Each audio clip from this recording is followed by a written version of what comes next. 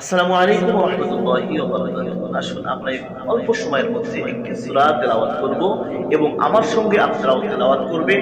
আশা করছি প্রত্যেকদিন যদি একটা করে সূরা আপনারা কষ্ট করতে পারেন তো ইনশাআল্লাহ তেলাওয়াতগুলো সুন্দর হয়ে যাবে, নামাজটাও সুন্দর হয়ে যাবে। তাহলে আসুন কথা নয়, এখন শুরু করব তেলাওয়াত।